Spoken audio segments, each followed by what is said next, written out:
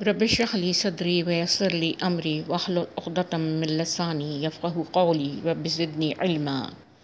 سورہ انفطار مکیہ، سورت نمبر 82۔ اذا السماء انفطرت واذا الكواكب انتثرت واذا البحار فجرت واذا القبور بعثرت علمت نفس ما قدمت واخرت یا ایہا الانسان ما غرک بربک الکریم الذی خلقک فسواک فعدلک فی ای صورت ما شاء رکبک کلا بل تکذبون بالدین وإن علیکم لحافظین کراما کاتبین یعلمون ما تفعلون ان الابرار لفی نعیم وان الفجار لفی جحیم یصلونها یوم الدین وما هم عنہا بغائبین وما ادراک ما یوم الدین ثم ما ادراک ما یوم الدین یوم لا تملک نفس لنفس شیئا والامر یومئذ للہ۔ صدقت یا رب العالمین۔ پیاری بہنوں، السلام علیکم۔ آج کا ہمارا موضوع آخرت ہے، اور یہ آخری پارے کی صورتیں جو ہیں یہ بہترین یاد دہانی کراتی ہیں ہمیں آخرت کے موضوع پر۔ تو میں سب سے پہلے جو سورہ میں نے آپ کے سامنے تلاوت کی، اس کا ترجمہ آپ کے سامنے پڑھتی ہوں۔ جب آسمان پھٹ جائے گا، جب تارے بکھر جائیں گے، جب سمندر پھاڑ دیے جائیں گے اور جب قبریں کھول دی جائیں گی، اس وقت ہر شخص کو اس کا اگلا پچھلا سب کیا دھرا معلوم ہو جائے گا۔ اے انسان، کس چیز نے تجھے اپنے اس رب کریم کی طرف سے دھوکے میں ڈال دیا جس نے تجھے پیدا کیا، تجھے نک سک سے درست کیا، تجھے متناسب بنایا اور جس صورت میں چاہا تجھ کو جوڑ کر تیار کیا؟ ہرگز نہیں، بلکہ اصل بات یہ ہے کہ تم لوگ جزا اور سزا کو جھٹلاتے ہو، حالانکہ تم پر نگراں مقرر ہیں ایسے معزز کاتب جو تمہارے ہر فعل کو جانتے ہیں۔ یقیناً نیک لوگ مزے میں ہوں گے اور بے شک بدکار لوگ جہنم میں جائیں گے۔ جزا کے دن وہ اس میں داخل ہوں گے اور اس سے ہرگز غائب نہ ہو سکیں گے۔ اور تم کیا جانتے ہو وہ جزا کا دن کیا ہے؟ ہاں، تمہیں کیا خبر وہ جزا کا دن کیا ہے؟ وہ دن ہے جب کسی شخص کے لیے کچھ کرنا کسی کے بس میں نہ ہوگا۔ فیصلہ اس دن بالکل اللہ کے اختیار میں ہوگا۔ صدقت یا رب العالمین۔ پیاری بہنوں، آج ہم نے اس موضوع کا انتخاب اس لیے کیا ہے کہ ایک مسلمان کے ایمان کی بہتری کا دار و مدار جو ہے وہ دراصل عقیدہ آخرت پر ہوتا ہے۔ یوں تو ہم تمام مسلمانوں کا عقیدہ جو ہے وہ آخرت پر پختہ ہے، الحمدللہ ہمیں یقین ہے، مگر چونکہ اللہ تعالیٰ نے ہمیں جو ہے وہ نسیان انسان کے خمیر میں رکھی ہے کہ وہ بھول جاتا ہے، تو اس لیے اللہ پاک نے بھی اور نبی صلی اللہ علیہ وآلہ وسلم نے بھی بار بار اس کی یاد دہانی ہمیں کرائی ہے، اور ہم بھی اس کو بار بار اس کی تکرار کرتے ہیں، بار بار اس کو پڑھتے ہیں۔ یہ چھوٹی چھوٹی صورتیں ہیں جو ہم اپنی نمازوں میں پڑھتے ہیں، اور پھر ہم کو ایک وقت سے دوسرے وقت پر یہ یاد دہانی ہو جاتی ہے کہ ہمیں کس کے سامنے حاضر ہونا ہے، ہمیں کس کے سامنے جانا ہے۔ یوں تو اللہ تعالیٰ سورہ فاتحہ میں بھی ہمیں بار بار یہ احساس دلاتا ہے کہ تمہیں میرے سامنے آنا ہے، میں مالک ہوں روز جزا کا، مالک یوم الدین۔ ہم کہتے ہیں کہ اللہ تعالیٰ روز جزا کا مالک ہے، یعنی جزا کا مطلب جیسا ہی بندہ عمل لے کر آتا ہے ویسے ہی اس کو اس کا بدلہ دیا جائے گا۔ جو نیکیاں لے کر ہے، وَمَن يَعْمَلْ مِثْقَالَ ذَرَّةٍ خَيْرًا يَرَهُ وَمَن يَعْمَلْ مِثْقَالَ ذَرَّةٍ شَرًّا يَرَهُ۔ جو ذرہ برابر بھی نیکی لے کر آئے گا اس کو اس کا اجر دیا جائے گا، اور جو ذرہ برابر بھی جو ہے وہ برائی لے کر آئے گا اس کو اس کا بدلہ دیا جائے گا۔ جب یہ چیز ہمارے ایمان میں شامل ہے اور ہم اس کو سورہ فاتحہ میں بار بار دہراتے بھی ہیں، تو کیوں نہ ہم اس کی مزید اور یاد دہانی کرنے کی کوشش کریں۔ کہ یہ ہمیں ہماری زندگی میں اتر جائے اور ہمارے عمل میں ظاہر ہو جائے عقیدہ آخرت. جبھی تو بات بنے گی نا، جبھی تو ایسا لگے گا نا کہ ہمیں اپنا جو ہے وہ یہ عقیدہ ہمیں یاد ہے اور یہ عقیدہ زندہ ہے ہمارے اندر. تو یہاں دیکھیں کہ اللہ تعالیٰ جو ہیں وہ فرماتے ہیں، اللہ تعالیٰ نے یہ کیوں فرمایا نا کہ میں جو ہے وہ تمام اجر انسان کو یوم جزا والے دن دوں گا نا. اللہ تعالیٰ نے یہ کیوں نہیں فرمایا، نبی صلی اللہ علیہ وسلم نے یہ کیوں نہیں فرمایا کہ تم نیکیاں کرو گے تو تمہیں اس زندگی میں عیش و آرام ملے گا، تمہیں اس زندگی میں بے غم زندگی ملے گی، تمہیں اس زندگی میں سب کچھ مل جائے گا، جو تم چاہو گے وہ تمہیں مل جائے گا. اور اللہ پاک نے بھی ایسا کوئی وعدہ نہیں کیا، کیونکہ دیکھیے اللہ تعالیٰ نے اس دنیا کی زندگی کو دارالعمل بنایا ہے، اور یہ صرف عمل کی جگہ ہے اور یہ جزا کی جگہ نہیں ہے. یہاں دیکھیں کہ اگر یہ جزا کی بھی جگہ ہوتی تو ایک آدمی جس نے اتنی محنت اتنی جانفشانی سے اللہ کے لاکھوں لوگوں تک دین اسلام پہنچایا، اللہ کے لاکھوں کروڑوں اربوں لوگوں کی زندگیاں سنواری، اور اللہ تعالیٰ اس کے بدلے اس کو 20-30 سال کا عیش دے دیتا، 20-30 سال کی زندگی دے دیتا کہ وہ منچاہی زندگی گزار لیتا، تو یہ تو بڑی زیادتی ہوتی نا. پھر اسی طرح دیکھیے کہ اگر کوئی شخص جو ہے وہ لاکھوں کروڑوں لوگوں کو اذیت پہنچاتا ہے، ان کو قتل کر دیتا ہے، ان کے بیوی بچے گھر ان کی ہر چیز تباہ و برباد کر دیتا ہے نا، تو پھر کیا اس کو ہم 1,00,000 دفعہ سزائے موت دے سکتے ہیں؟ کیا ہم اس کو لاکھوں سال قید کر کے اس کو اذیت دے سکتے ہیں جو اس نے لاکھوں کروڑوں لوگوں کو پہنچائی؟ ایسا تو ممکن نہ تھا نا. تو اس لیے میرے رب نے جو ہے وہ روز جزا بنایا کہ تاکہ انسان جو بھی عمل کر کے آئے اس کو ہمیشہ کی زندگی میں راحت مل جائے، ہمیشہ کی زندگی میں بے غم ٹینشن فری اس کو زندگی مل جائے. اور جو بدی کا ماں کر لائے اور جس نے جتنا نقصان کیا ہو، یہ بھی اللہ کی رحمت ہے کہ وہ نیکیوں کا صلہ تو بڑھا دیتا ہے مگر برائیوں کا صلہ اسی قدر عطا فرماتا ہے جتنی انسان نے اس برائی کی ہوتی ہے. تو جو انسان اتنا کہنا چاہیے اتنا ظالم ہوگا، اتنا بدنصیب ہوگا کہ وہ اتنا ظلم کر کے اللہ کے یہاں پہنچے گا اور اتنی لوگوں کی بددعائیں لے کے اللہ کے یہاں پہنچے گا، تو اللہ تعالیٰ اس کو ویسا ہی اس کو بدلہ دیں گے. جتنا اس نے لوگوں کو اذیت پہنچائی تھی ایسی اذیت اس کو دی جائے گی نا. تو یہ زندگی ناکافی تھی جزا اور سزا کے لیے، اس لیے اللہ تعالیٰ نے یوم جزا کا دن جو ہے نا وہ بنایا. پھر ہم یہاں دیکھتے ہیں کہ اللہ تعالیٰ اس میں فرماتا ہے، قیامت کا نقشہ اللہ تعالیٰ نے اس صورت میں کھینچا ہے کہ جب آسمان پھٹ جائے گا، جب تارے بکھر جائیں گے، جب سمندر پھاڑ دیے جائیں گے، جب قبریں کھول دی جائیں گی، اس وقت ہر شخص کو اس کا اگلا پچھلا سب کیا دھرا معلوم ہو جائے گا نا. کہ جب آخری وقت آتا ہے دنیا میں بھی، یہ تو اللہ تعالیٰ نے قیامت کے بارے میں بتایا، دنیا میں بھی جب انسان کی موت کا وقت آتا ہے اور وہ مرنے لگ جاتا ہے تو اس وقت اس کے سامنے سے نزاع کے وقت اس کے سامنے سے سارے پردے ہٹا دیے جاتے ہیں نا، اور اس کو سب کچھ نظر آنے لگتا ہے جو اس نے قرآن میں پڑھا تھا، جو اس نے احادیث میں پڑھا تھا، جو اس نے اگر وہ نیک تھا تو اس نے اپنی زندگی میں اپلائی کیا تھا، اور اگر بد تھا تو اس نے اس سے الگ زندگی گزاری تھی. اس وقت وہ دیکھ لیتا ہے کہ جو بات اللہ کے نبی کہتے تھے، جو بات اللہ کے پیغمبر بتاتے تھے وہ بالکل برحق تھی، وہ بالکل درست تھی، وہ بالکل سچی تھی، اور میں نے اس پر عمل نہیں کیا تو میں یا تو فائدے کا مستحق ٹھہرا یا میں نقصان کا مستحق ٹھہرا. اور آنکھ بند ہونے سے پہلی نزاع کی تکلیف میں ہی اس کو سب کچھ نظر آ جاتا ہے. اور جب بھی کہتے ہیں کہ آخری وقت کی جو ہے نا توبہ وہ قبول نہیں ہوتی اللہ تعالیٰ کیا، جیسے فرعون نے توبہ کری تھی، فرعون نے کہا میں موسیٰ کے رب پر ایمان لے آیا، مگر اللہ تعالیٰ نے کہا کہ اب کیا ایمان لاتا ہے، اب جب تیرے سامنے سے سارے پردے ہٹ چکے ہیں. ایمان تو جب مؤثر ہے جب ہم بغیر دیکھے اللہ تعالیٰ پر ایمان لائیں نا. کائنات میں جو کچھ اللہ تعالیٰ نے نشانیاں پیدا کی ہیں ان نشانیوں کو دیکھ کر اپنا ایمان بڑھائیں اور پختہ کریں اللہ تعالیٰ کے اوپر ایمان. تو وہ ایک خوفناک دن ہوگا، روز آخرت جو ہے وہ ایک خوفناک دن ہوگا نا، کہ دنیا کی صورت کچھ سے کچھ بن گئی ہوگی اور ایک غضبناک اور ایک خوفزدہ ماحول چاروں طرف جو ہے نا وہ چھایا ہوگا. کہ اب آگے بتایا جا رہا ہے کہ اے انسان کس چیز نے تجھے اپنے رب کریم کی طرف سے دھوکے میں ڈال دیا. جس نے تجھے پیدا کیا، تجھے نیک سکھ سے درست کیا، تجھے متناسب بنایا، جس صورت میں چاہا تجھ کو جوڑ کر تیار کیا۔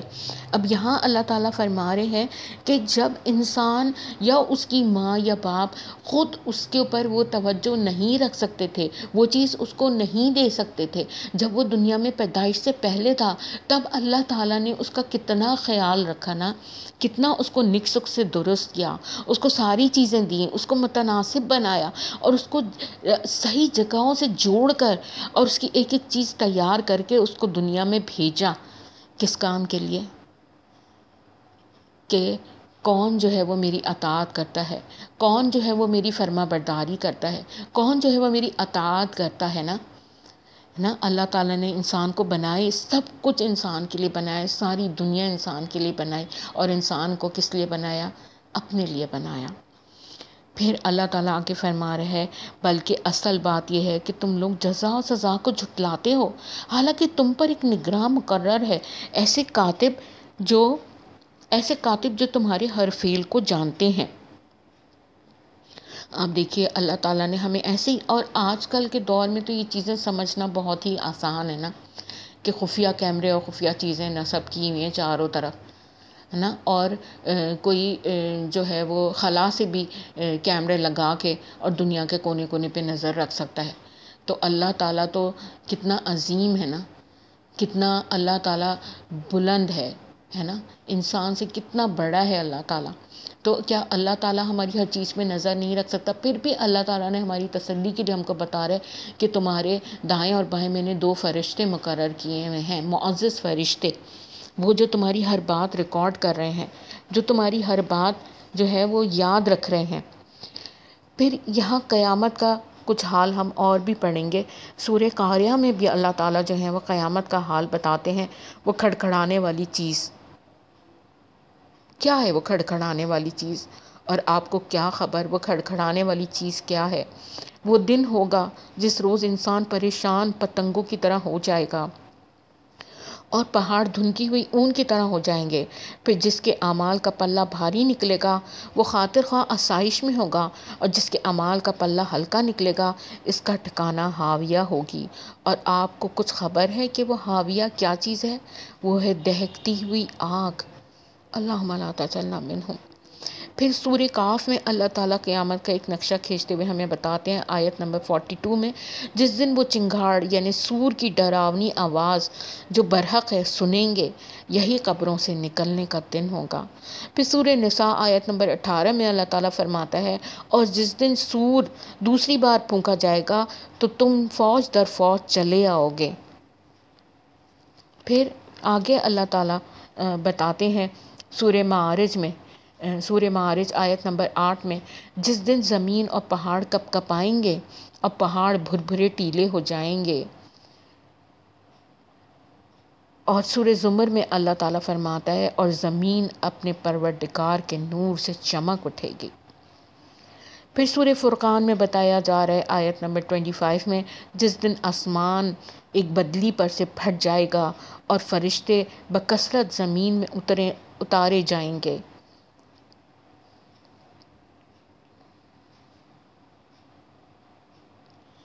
پھر سورہ دخان آیت نمبر 16 میں اللہ تعالیٰ بتا رہا ہے جس دن ہم لوگوں کو پکڑیں گے، بری پکڑ سے پکڑیں گے، بے شک ہم بدلہ لینے والے ہیں۔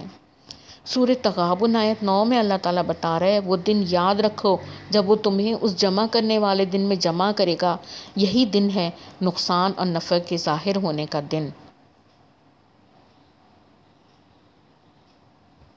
پھر سورہ عبسہ میں اللہ تعالیٰ فرما رہے ہیں تو جس وقت قیامت کا شدید شور برپا ہوگا اس روز انسان اپنے بھائی، اپنی ماں، اپنے باپ، اپنی بیوی اور اپنے بچوں سے بھاگے گا۔ ان میں سے ہر شخص کو اس وقت اپنی پڑی ہوگی جو اسے دوسروں سے بے توجہ کرنے والی ہوگی۔ سوچیں بہنوں کہ وہ کون سی قیامت کی گھڑی ہوگی جو انسان کو اس کے گھر والوں سے، اس کے جگر کے ٹکڑوں سے بے خبر کر دے گی۔ وہ ایسی قیامت کی گھڑی ہوگی، اور حدیثوں میں یہ بھی آتا ہے کہ انسان اس وقت کہے گا کہ زمین بھر سونا بھی اگر انسان کے پاس ہو تو وہ فدیے میں دینے کے لیے تیار ہو جائے گا، اور وہ کہے گا کہ یہ سب کچھ لے لو، بس آج مجھے چھوڑ دو۔ اور وہ ایسی ہیبت کا اور خوف کا دن ہوگا کہ اس دن بڑے بڑے انبیاء اور بڑے بڑے جو اولیاء اللہ ہیں وہ سب نفسی نفسی کر رہے ہوں گے، اور صرف ایک شخصیت ہے جو اس وقت امتی امتی کر رہی ہوگی، اور وہی شخصیت ہے جس کو اللہ تعالیٰ شفاعت کا حق عطا فرمائیں گے، اور وہ ہمارے پیارے نبی صلی اللہ علیہ وآلہ وسلم ہیں۔ مگر دیکھیے کہ یہاں یہ ساری باتیں ہم اپنی آخرت کو بھول جاتے ہیں، ہم قیامت کی خوفناکیوں کو بھول جاتے ہیں، ہم جزا و سزا کو بھول جاتے ہیں نا، مگر اللہ تعالیٰ بار بار ہمیں یاد دہانی کرواتے ہیں کہ جزا اور سزا کیا ہے۔ پھر کرامن کاتبین کے بارے میں نا پڑھتے ہیں کہ کرامن کاتبین کیا ہے۔ کرامن کاتبین ہیں جو اللہ تعالیٰ فرما رہا ہے سورہ انفطار میں، جو ہم نے ابھی پڑھی، کہ بے شک تم پر نگہبان مقرر ہیں، یعنی بزرگ لکھنے والے، وہ جانتے ہیں جو کچھ تم کر رہے ہو۔ پھر اللہ تعالیٰ فرما رہے ہیں کہ یہاں ہمیں نبی صلی اللہ علیہ وسلم کی ایک حدیث یاد آتی ہے کہ حضرت عائشہ رضی اللہ تعالیٰ عنہا ایک دن رو رہی تھیں، اور اس دن جو ہے ان سے نبی صلی اللہ علیہ وسلم نے دریافت فرمایا، اے عائشہ تمہیں کس چیز نے رلایا؟ تو حضرت عائشہ فرماتی ہیں، رسول اللہ صلی اللہ علیہ وآلہ وسلم مجھے قیامت کے خوف نے رلایا۔ جی یہ ابو داؤد کی حدیث ہے۔ حضرت عائشہ بیان کرتی ہیں کہ انہیں دوزخ یاد آئی تو وہ رونے لگیں۔ رسول خدا صلی اللہ علیہ وآلہ وسلم نے فرمایا، تمہیں کس بات پہ رونا آیا ہے؟ حضرت عائشہ نے عرض کیا کہ مجھے دوزخ یاد آ گئی تو میں رونے لگی۔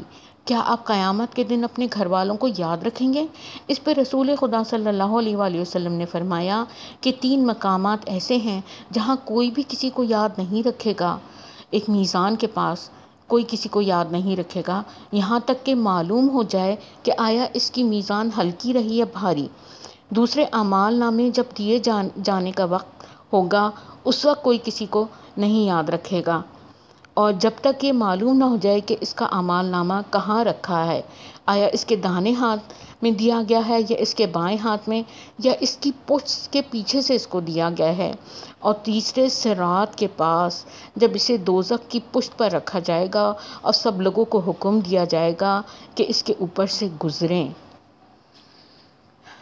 پیاری بہنوں، یہی خوفناک تصویر ہے ایک روز محشر کی، روز جزا کی، جو ہمارے سامنے آتی ہے، اور اس کے لیے جب ہمارے پاس ہمیں کوئی خوفناک وقت کا سامنا کرنا ہوتا ہے یا کسی ایسی چیز کا سامنا کرنا ہوتا ہے تو ہم اس کی کتنی تیاری کرتے ہیں نا۔ تو یہاں پر ہم دیکھیں کہ ہم کیا تیاری کر رہے ہیں۔ پھر اللہ تعالیٰ کرامن کاتبین کے بارے میں فرما رہے ہے کہ ہم، اور یہ کرامن کاتبین تو وہ لکھ رہے ہیں، مگر ہماری ہر چیز جو ہے نا وہ اللہ تعالیٰ کیا ریکارڈ ہو رہی ہے نا، ساری چیزیں ریکارڈ ہو رہی ہیں۔ آپ یہ دیکھیں کہ ہم جو اللہ تعالیٰ فرماتا ہے کہ انسان جو اعمال کرتا ہے وہ اس کے ارد گرد پر ثبت ہو جاتے ہیں۔ تو آج کی سائنس جو ہے نا یہ پروف کر رہی ہے کہ انسان اگر اچھے اعمال کرتا ہے تو اس کے ارد گرد اچھے اثرات پھیلتے ہیں، اس کے گرد جو ہے وہ پانی کے اوپر اس کے اثرات ہوتے ہیں۔ اگر وہ اچھی باتیں کرتا ہے تو پانی پہ اس کے اچھے اثرات ہوتے ہیں، اور اگر وہ بری باتیں کرتا ہے تو پانی پر اس کے برے اثرات مرتب ہوتے ہیں۔ اسی طرح ہر چیز پر، مٹی پر، ہوا پر، ذروں پر، یعنی اللہ تعالیٰ نے اگر یہ بات کہی، تمہارا ارد گرد جو ہے تمہارا گواہ ہے، تو یہ غلط نہیں فرمائی اللہ تعالیٰ نے۔ اللہ تعالیٰ تو ہمیشہ صحیح بات فرماتے ہیں، مگر ہماری عقلیں اس کو جب تک ہمیں سائنس پروف نہ دے دے اس کا یقین ہی نہیں کرتی نا۔ تو اللہ تعالیٰ نے یہ فرمایا تھا، آج سائنس بھی ہمیں پروف دے رہا ہے۔ ہم تو اس زمانے میں جی رہے ہیں کہ ہمیں سائنس ہر چیز کا پروف دے رہا ہے، اللہ کے ہونے کا بھی پروف دے رہا ہے ہمیں۔ تو اب تو ہم اس بات کا یقین کر لیں۔ پھر آپ دیکھیں کہ نہ صرف یہ کہ آپ کے ارد گرد پر اس کے اثرات مرتب ہوتے ہیں، بلکہ آپ دیکھیں جو آپ کے ساتھ رہنے والے لوگ ہوتے ہیں ان پر بھی آپ کے نیک اور بد اعمال جو ہیں وہ ثبت ہو جاتے ہیں۔ آخر دیکھیں ہم نے نیکیاں کرنی، ہم نے اچھی باتیں کرنی کس سے سیکھی؟ کیا ہم نے پیدا ہوتے اسلام سیکھنا شروع کر دیا تھا؟ کیا ہم نے پیدا ہوتے قرآن پڑھنا شروع کر دیا تھا؟ نہیں، ایسا نہیں تھا، بلکہ ایسا تھا کہ ہم جو اپنے بڑوں کو کرتا ہوا دیکھتے تھے وہی ہم بھی کرنے لگتے تھے، اور جس طرح انہوں نے نماز پڑھی اسی طرح ہم نے بھی نماز پڑھ لی، جس طرح انہوں نے اچھے کام کیے اس طرح ہم نے بھی کر لیے، جس طرح انہوں نے برے کام کیے اس طرح ہم نے بھی کر لیے۔ تو میری اچھائی اور میری برائی دراصل صرف میری اچھائی اور میری برائی نہیں ہوتی، بلکہ وہ ہماری نسل در نسل بھی چلتی ہے۔ اب جس نے اچھائیاں کی تو اس کی اچھائی نسل در نسل چل رہی ہے، اور جس نے برائی کی اس کی برائی جو ہے وہ نسل در نسل چل رہی ہے۔ تو آپ سوچیں کہ ہم کتنی نیکیاں بھی کما سکتے ہیں اور کتنے گناہ بھی سمیٹ سکتے ہیں، کیونکہ دنیا میں جتنے قتل بھی ہوں گے آپ کو پتہ ہے نا، ان سب کا گناہ جو ہے وہ کس کے حصے میں لکھا جائے گا؟ جس نے سب سے پہلا قتل کیا تھا قابیل کے حصے میں لکھا جائے گا۔ اس طرح جتنی بھی نیکیاں اور بھلائیاں ہوں گی ان سب کا جو ہے وہ صلہ جو ہے وہ اس کو ملے گا جس نے یہ نیکیاں اور بھلائیاں اور خیریں پھیلائیں۔ پھر اللہ تعالیٰ ہم فرما رہے ہے اعمال نامے کے موقع سے سورہ انشقاق میں اللہ تعالیٰ فرما رہا ہے لیکن جس کا اعمال نامہ اس کے پیٹھ کے پیچھے سے دیا جائے گا وہ موت مانگے گا۔ دیکھیں کوئی بھی مرنا نہیں چاہتا نا، کوئی 80 سال کا بوڑھا بھی ہوگا تو کہے گا دعا کرو میں تندرست ہو جاؤں، مجھے موت نہ آئے، مگر انسان پتہ نہیں کس عمر میں کس اس میں ہوگا، سٹیج پہ ہوگا وہاں پر، مگر وہ اپنے لیے موت مانگے گا اس وقت کہ کاش مجھے موت آ جائے، یا کاش جو مجھے موت آ گئی ہوتی زندگی میں وہی میری زندگی کا خاتمہ ہوتی، مجھے اب یہ دوبارہ زندگی نہ دیکھنی پڑتی۔ پھر اللہ تعالیٰ فرما رہا ہے کہ اس روز ہر شخص جو کچھ بھلائی کر گیا ہے اس کو موجود پائے گا، اور جو کچھ برائی کر کے گیا ہے اس کو بھی وہ موجود پائے گا، اور آرزو کرے گا کاش اس میں اور اس دن میں زمانہ دراز حائل ہوتا۔ سورہ آل عمران کی آیت نمبر 30 ہے یہ۔ پھر سورہ بنی اسرائیل میں اللہ تعالیٰ فرماتے ہیں بے شک کان اور آنکھ اور دل ان سب سے پوچھ گچھ ہونی ہے۔ ہمیں معلوم ہے نا کہ ہمارے جسم کے تمام اعضاء جو ہیں وہ گواہی دیں گے کہ ہم نے ان کو کس راہ میں استعمال کیا، ہم نے ان کو نیکی کی راہ میں استعمال کیا یا ہم نے ان کو برائی کی راہ میں استعمال کیا۔ ابھی اللہ تعالیٰ نے وہ ہمارے تصرف میں دیے ہوئے ہیں، ابھی وہ ہماری غلامی میں ہیں، ابھی وہ ہمارے نوکر ہیں، ہے نا۔ اور جب اللہ تعالیٰ ان کو حکم دے گا تو یہ ہمارے حق میں یا ہمارے خلاف گواہیاں دیں گے اللہ تعالیٰ کیا، کہ ہم نے ان کو کس طرح استعمال کیا۔ پھر اس کے بعد دیکھیے کہ ہمیں جو ہے نا آگے کیا فرمایا جا رہا ہے۔ اللہ تعالیٰ فرما رہے ہیں تم لوگ جزا اور سزا کو جھٹلاتے ہو۔ یہاں پر فرما رہے اللہ تعالیٰ، آپ دیکھیں کہ اللہ تعالیٰ یہاں پر بتایا جا رہا ہے کہ یہ صرف جو ہے نا ایک احمقانہ فعل ہے، احمقانہ خیال ہے کہ دنیا کے اس دارالعمل کے پیچھے کوئی دارالجزا نہیں ہے۔ اسی غلط اور بے بنیاد گمان نے ہمیں اللہ سے غافل، اس کے انصاف سے بے خوف اور اپنے اخلاقی رویے میں غیر ذمہ دار بنا دیا ہے۔ کیا ایسا نہیں ہے؟ کیا اگر ہم کو پوچھا جائے کہ تمہیں اگر کسی کو حساب دینا ہے تم کتنے الرٹ ہوتے نا اس وقت؟ پھر دیکھیے اللہ تعالیٰ ہمیں بتا رہے ہیں کہ ہم نے نبی صلی اللہ علیہ وسلم کی حدیثوں میں پڑھا ہے، ترمذی کی حدیث ہے کہ جب تک انسان سے جو ہے وہ 4 چیزوں کے بارے میں سوال نہیں کر لیا جائے گا کوئی اپنی جگہ سے ہٹ نہ سکے گا نا۔ کہ سب سے پہلے اس سے سوال کیا جائے گا کہ اپنی عمر کن کاموں میں گزاری، پھر دوسرا سوال اس سے پوچھا جائے گا اس علم کے بارے میں کہ اس سے کیا عمل کیا، تیسرے اس کے مال کے بارے میں اس سے پوچھا جائے گا کہ کہاں سے حاصل کیا اور کہاں خرچ کیا، اور چوتھے اس کے جسم کے بارے میں کہ اسے کن مصروفیات میں پرانا کیا۔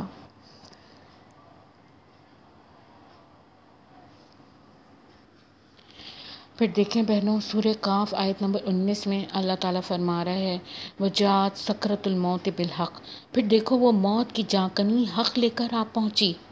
پھر سورہ مومنون آیت نمبر 98 تا 100 میں اللہ تعالیٰ فرما رہا ہے حتی اذا جاء احدهم الموت قال رب ارجعون لعلی اعمل صالحا فیما ترکت کلا انها کلمۃ ہوا قائلھا، یہ لوگ اپنی کرنی سے باز نہ آئیں گے، یہاں تک کہ جب ان میں سے کسی کو موت آ جائے گی تو کہنا شروع کرے گا، اے میرے رب مجھے اسی دنیا میں واپس بھیج دے جسے میں چھوڑ آیا ہوں، امید ہے کہ میں اب نیک عمل کروں گا۔ ہرگز نہیں، یہ تو بس ایک بات ہے جو وہ بک رہا ہے۔ پھر اللہ تعالیٰ فرما رہے ہیں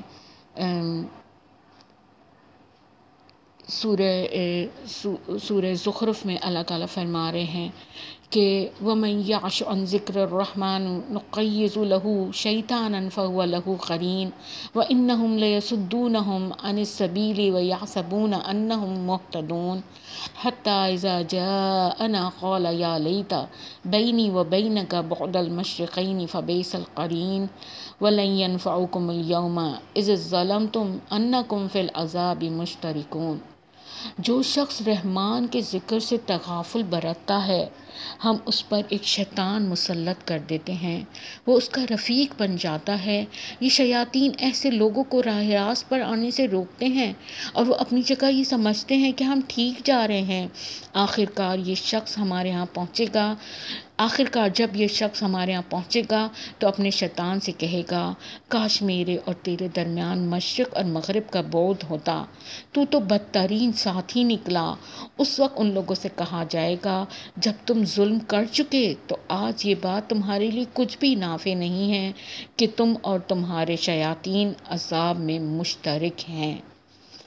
میری بہنوں، کیا یہ ضروری نہیں ہے کہ ہم اس دن کے پچھتاوے سے پہلے اس زندگی میں کچھ اچھے اور نیک کام کر لیں؟ آپ دیکھیں کہ جب عقیدہ آخرت پیارے نبی صلی اللہ علیہ وآلہ وسلم نے اپنے صحابیوں کو پہنچایا تو ان کی زندگیوں میں اتر گیا، ان کے عملوں میں نظر آنے لگا۔ آپ دیکھیے حضرت عمر کیسی شخصیت تھے اور اللہ تعالیٰ نے ان کو کیا بنا دیا، اور انہوں نے اپنے آپ کو کس قدر بدلا۔ اور آپ دیکھیں جب شراب حرام نہیں تھی، جب جوئے حرام نہیں تھے، مگر جیسی ان چیزوں کی حرمت کا وقت آیا، جس کے منہ میں تھی انہوں نے منہ سے کلیاں کر دیں۔ انہوں نے یہ بھی نہ سوچا کہ اچھا اس کو اب حلق سے اتار لیں، اب چھوڑ دیں گے۔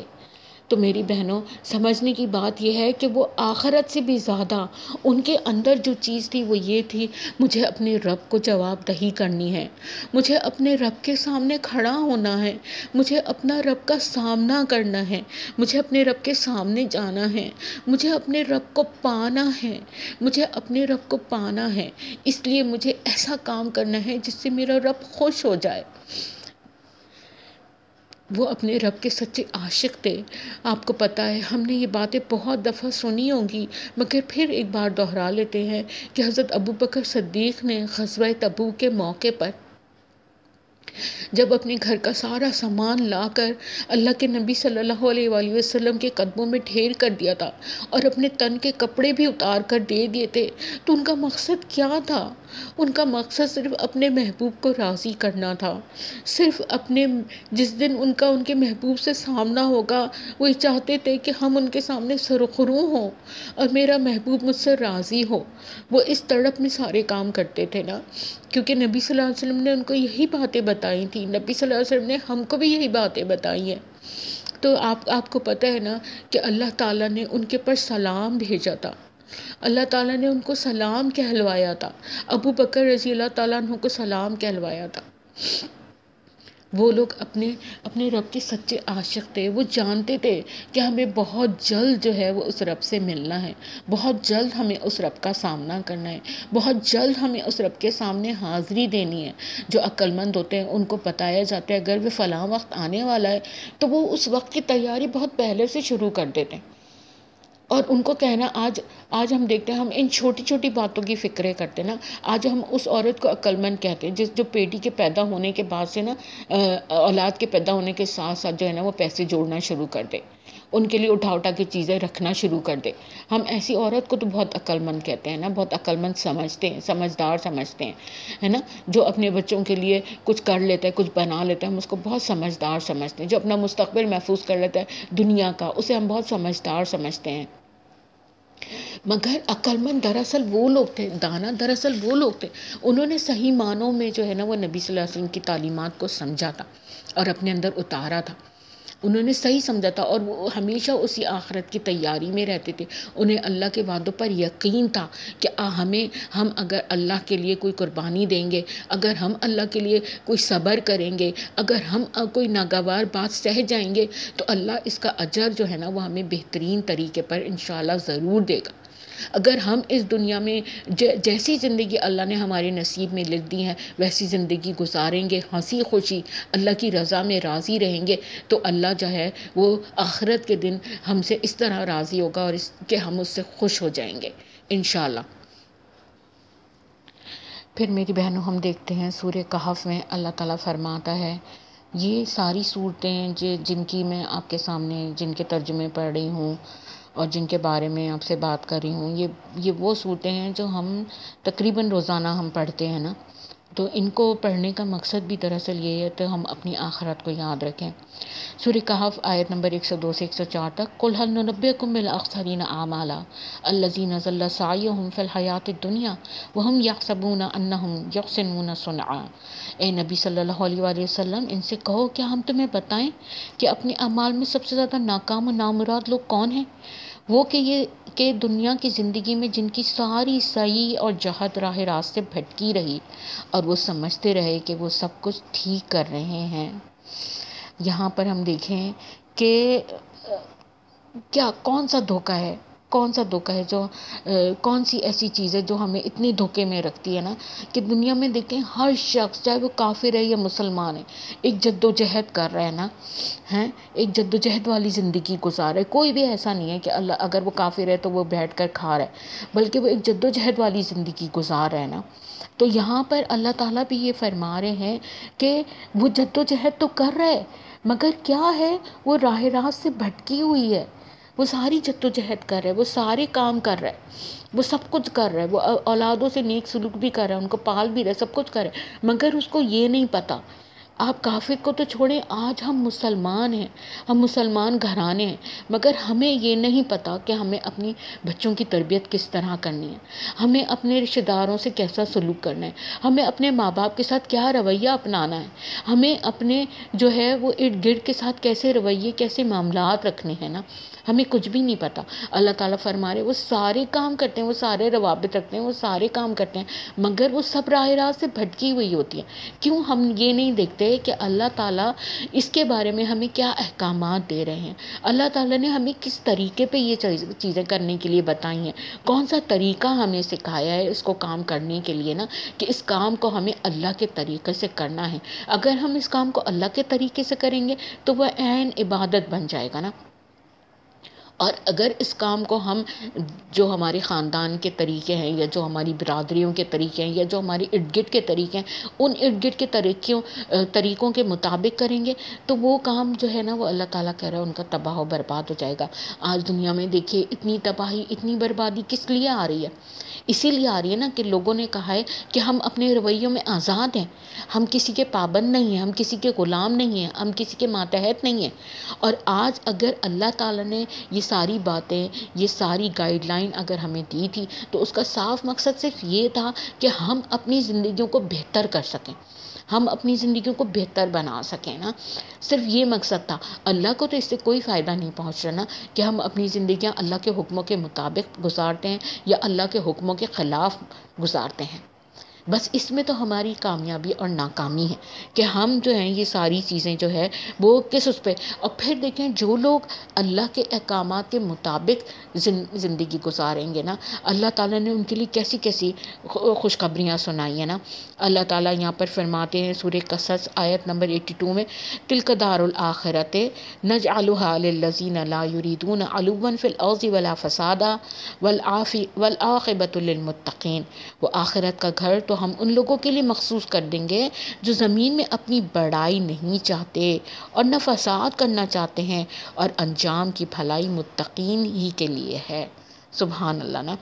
پھر اللہ تعالیٰ ہمیں آخری صورتوں میں یہ بھی بتاتا ہے نا یا ایتھا النفس مطمئنہ ارجعی الی ربک راضیۃ مرضیہ فادخلی فی عبادی وادخلی جنتی.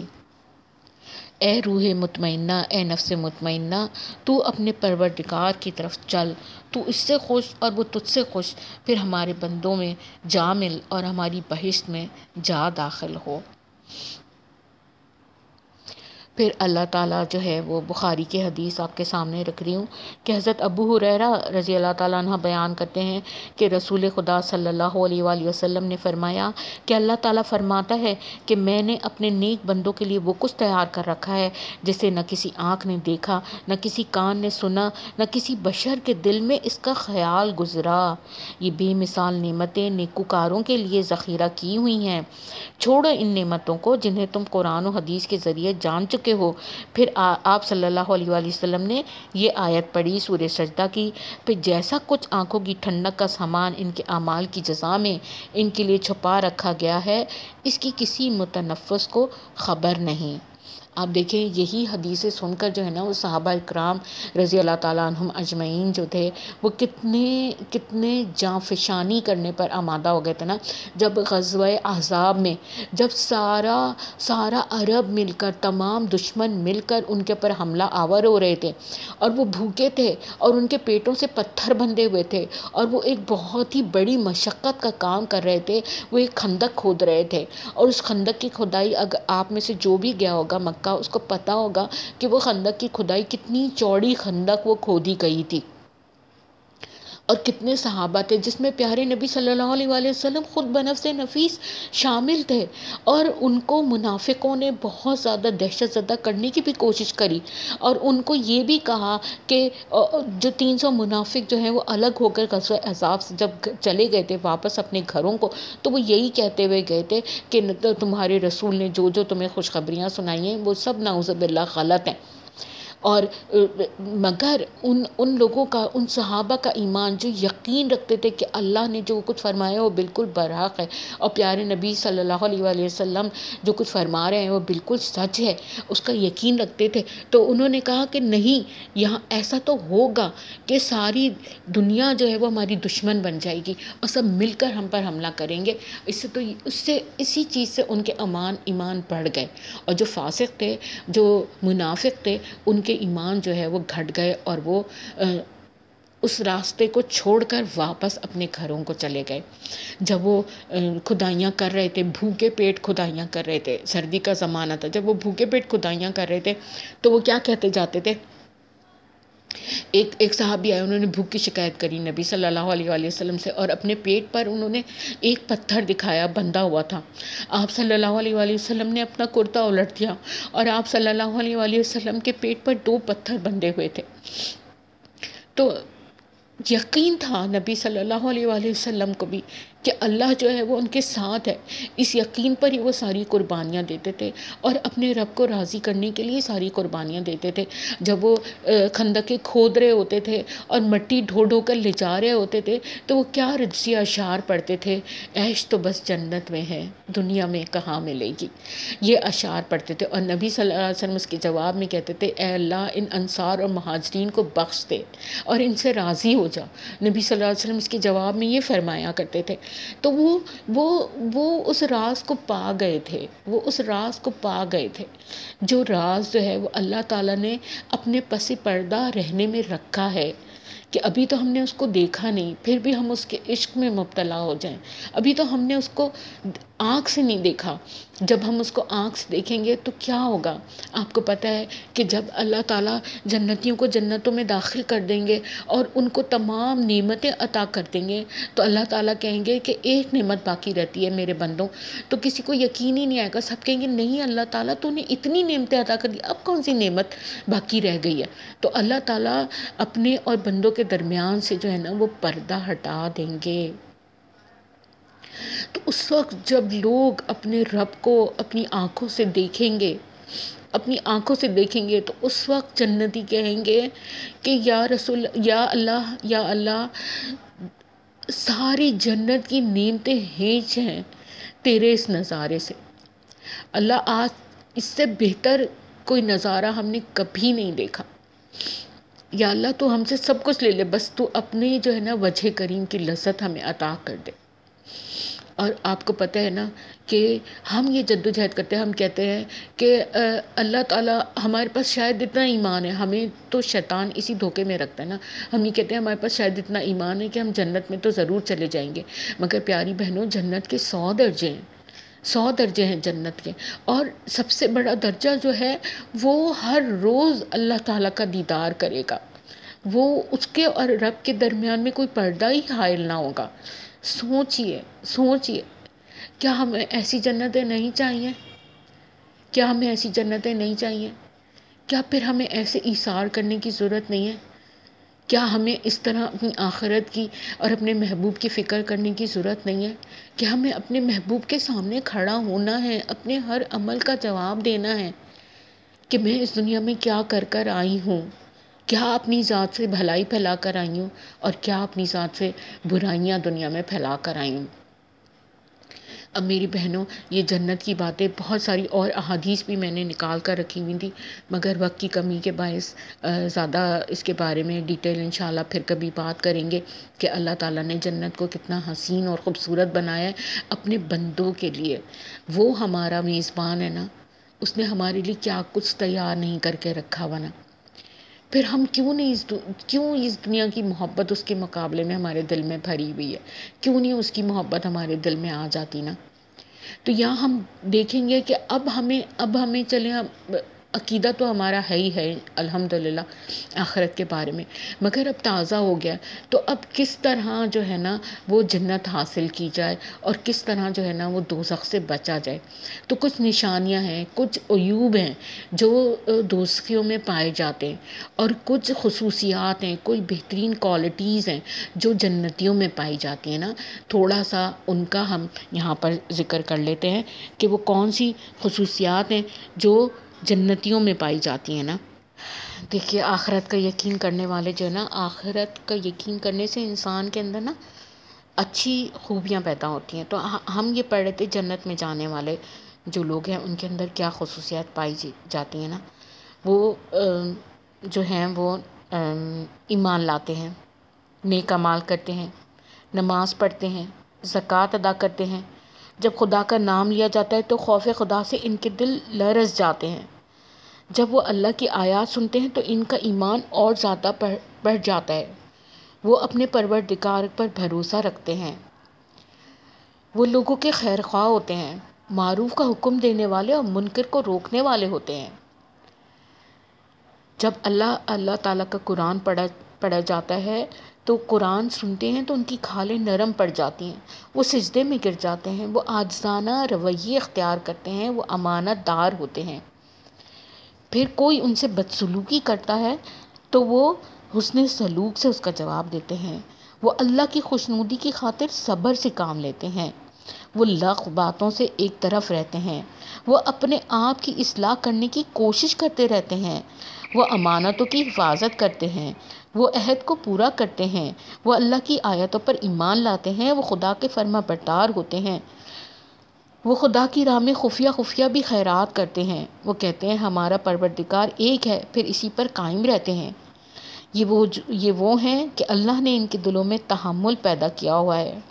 وہ اللہ پر اور قیامت کے دن پر ایمان رکھتے ہیں۔ وہ اللہ اور رسول صلی اللہ علیہ وآلہ وسلم کے مخالفین سے دوستی نہیں رکھتے، ان سے محبت نہیں رکھتے، ان کے جیسے طریقے نہیں اپناتے، چاہے فراغت کی حالت میں ہو یا تنگی کی حالت میں، دونوں حالتوں میں خدا کی راہ میں خرچ کرتے ہیں۔ وہ غصے پر قابو رکھتے ہیں، وہ لوگوں کو معاف کر دیتے ہیں، وہ لوگوں کے ساتھ نیکی کا سلوک کرتے ہیں، وہ اپنے گناہوں پر اصرار نہیں کرتے، وہ کھڑے بیٹھے لیٹے اللہ کو یاد کرتے ہیں، وہ آسمان و زمین کی پیدائش پر غور کرتے ہیں۔ ان کا دل خدا کی طرف رجوع کرنے والا دل ہوتا ہے۔ وہ راتوں کو کم سوتے ہیں اور رات کے آخری حصے میں گناہوں کی معافی مانگتے ہیں۔ وہ مانگنے والے اور نہ مانگنے والے دونوں قسم کے ضرورت مندوں کی مالی مدد کرتے ہیں۔ وہ قیامت کے دن پروردگار کے سامنے کھڑے ہونے سے ڈرتے ہیں۔ وہ اپنے نفس کو بری خواہشات سے روکتے ہیں۔ وہ اللہ کی راہ میں جہاد کرتے ہیں۔ وہ ضرورت کے وقت اللہ کی راہ میں جان بھی دے دیتے ہیں۔ وہ اللہ کی بھیجی ہوئی تعلیم کو سچا سمجھتے ہیں۔ وہ رشتہ داروں سے تعلقات قائم رکھتے ہیں۔ وہ اکڑ باز اور مغرور نہیں ہوتے بلکہ زمین پر عاجزی کے ساتھ چلتے ہیں۔ وہ اللہ سے اچھی دعائیں مانگتے ہیں، وہ ماں باپ کے ساتھ نیکی کرتے ہیں، وہ اللہ تعالیٰ کی محبت کے باعث ضرورت مندوں کو کھانا کھلاتے ہیں، پھر نہ ان سے اس کا بدلہ چاہتے ہیں، نہ ان سے شکر گزاری کی توقع رکھتے ہیں۔ وہ سچ بولتے ہیں، وہ خاکساری کا رویہ اختیار کرتے ہیں، وہ خدا کو کثرت سے یاد رکھتے ہیں، دوزخ سے عذاب سے نجات کی دعائیں کرتے ہیں، وہ نہ فضول خرچ ہوتے ہیں نہ بخیل، وہ کسی کو قتل نہیں کرتے، وہ بدکار نہیں ہوتے، وہ جھوٹی گواہی نہیں دیتے، اللہ اور اس کے رسول کے احکام پر چلتے ہیں، لوگوں کو غلامی یا قرض کی لعنت کے پھندے سے آزاد کراتے ہیں، وہ یتیم رشتہ داروں اور مسکینوں کو کھانا کھلاتے ہیں، وہ ایک دوسرے کو صبر کرنے کی ہدایت کرتے ہیں، وہ ایک دوسرے کو رحم کرنے کی ہدایت کرتے ہیں، وہ اللہ کی کتاب پڑھتے ہیں، اس پر ایمان لاتے ہیں۔ جو لوگ ان صفات سے متصف ہوں گے وہ آخرت کی زندگی میں کامیابی اور کامرانی حاصل کریں گے اور ہمیشہ ہمیشہ کے لیے اپنے خالق کی خوشنودی حاصل کریں گے۔ یہی اصل کامیابی ہے۔ اب ذرا دیکھتے ہیں کہ آخرت سے دوری اور اللہ سے دوری جو ہے وہ انسان کے اندر کون کون سے جو ہے وہ برائیاں، کون کون سی برائیاں جو ہیں وہ انسان کے اندر پیدا کر دیتی ہیں نا۔ سب سے پہلے جو اس میں آتا ہے کہ ہم دیکھتے ہیں کہ جو خدا کو نہیں مانتے اور خود معبود ہونے کا دعویٰ کرتے ہیں، یعنی وہ چاہتے ہیں لوگ میرا حکم مانیں، میری بات کو بڑا سمجھیں، وہ خدا کی بات کو بڑا نہیں بتاتے کہ لوگوں کے سامنے بتائیں کہ نہیں یہ اللہ کی بات ہے، اس کا حکم مانو، اس کے حکم پہ چلو، کہتے ہیں نہیں یہ میری بات ہے، میرا حکم مانو، میرے احکامات کو فالو کرو۔ جو خدا کے ساتھ دوسروں کو شریک کرتے ہیں قولاً عملاً ظاہری باطنی طور پہ، جو اپنے دین سے برگشتہ ہوتے ہیں، جن کو اپنا دین برا لگتا ہے نا، جن کو شریعت بری لگتی ہے نا، جن کو دین کی باتیں بری لگتی ہیں، جن کو دین کی پابندیاں بری لگتی ہیں نا، جن کو دین پہ چلنے والے شدت پسند لگتے ہیں، جو اپنے دل، آنکھوں اور کانوں سے صحیح کام لے کر حق کو نہیں پہچانتے اور جانوروں کی طرح آخرت کی فکر سے بے پرواہ ہو کر زندگی گزارتے ہیں۔ میری بہنوں، کیا آج ہمارا اور ہماری نئی نسل کا یہ حال نہیں ہے کہ ہم جانوروں والی زندگی گزار رہے ہیں؟ اللہم لا تجعلنا منہم۔ جو نافرمان ہیں، جو خدا پر جھوٹ بولتے ہیں، جو اکڑتے ہیں، جو تکبر کرتے ہیں، جو بندگی سے آر رکھتے ہیں، بندگی کرنا اپنی شان کے خلاف سمجھتے ہیں، جو سرکش ہیں، جو دنیا کی زندگی کے فائدوں کو آخرت کے فائدوں پر مقدم رکھتے ہیں۔ کہتے ہیں نا یہاں جو بھی کچھ ہو جائے، کل آخرت آئے گی تو دیکھا جائے گا، کوئی نہ کوئی ہمیں بخشوا دے گا، زیادہ سے زیادہ کسی بچے کو حافظ بنا دو، چلو وہ ہمیں بخشوا دے گا۔ جو ایماندار مردوں اور ایماندار عورتوں کو دکھ دیتے ہیں، جو خدا کی کتاب کے بعض حصوں کو مانتے ہیں اور بعضوں کو نہیں مانتے، جو خدا اور رسول کے احکام کی نافرمانی کرتے ہیں، جو خدا کی باندھی ہوئی حدود کو توڑتے ہیں، جو بدکار ہیں، جو بدیاں کماتے ہیں، جو بری چالیں چلتے ہیں، جو لوگ مال کی حرص میں سونا چاندی جمع کرتے ہیں اور انہیں اللہ کی راہ میں نہیں خرچ کرتے، جو نماز نہیں پڑھتے، جو محتاجوں کی امداد نہیں کرتے، جو قیامت کو جھٹلاتے ہیں، جو شیطان کی پیروی کرتے ہیں، جو منکر ہیں، جو خدا کی آیات کا انکار کرتے ہیں، جو قیامت کے دن خدا کے حضور حاضر ہونے کو نہیں مانتے، جو پیغمبروں کو جھٹلاتے ہیں، جو خدا کی بھیجی ہوئی کتابوں کو جھٹلاتے ہیں، جو تکبر کرتے ہیں، جو دوزخ کو جھٹلاتے ہیں، جو منافق ہیں، جو ظلم کرتے ہیں، جو خدا کی یاد سے غافل رہتے ہیں، جو خدا کے بجائے خدا کے بندوں کو کارساز سمجھتے ہیں، جو پیغمبروں اور اللہ کی آیات کی ہنسی اڑاتے ہیں، جو روگردانی کرتے ہیں، جو دین کو ہنسی کھیل بنا لیتے ہیں، جو عذاب کی ہنسیاں اڑاتے ہیں، یہ وہ لوگ ہیں جو دوزخ کے مستحق ہوں گے، اور جب تک وہ ان گناہوں سے توبہ کر کے انہیں چھوڑ نہ دیں۔ پیاری بہنوں، ہم نے جو ہے وہ دوزخ میں جانے والے یا آخرت سے غافل ہونے والوں کی یہاں پر برائیاں بھی ہم نے پڑھی، اور جو جنت میں جانے والے ہیں، اللہ کو راضی کرنے والے ہیں، اپنی آخرت کی فکر کرنے والے ہیں، ان کے اوصاف بھی ہم نے دوبارہ سے ان کی یاد دہانی کری۔ امید ہے کہ ہم ان تمام باتوں سے بچنے کی کوشش کریں گے جن سے ہمارا رب ناراض ہوتا ہے، اور ان تمام باتوں کو کرنے کی کوشش کریں گے، اپنی زندگی میں لانے کی کوشش کریں گے جن سے ہمارا رب خوش ہوتا ہے۔ وآخر دعوانا ان الحمد للہ رب العالمین۔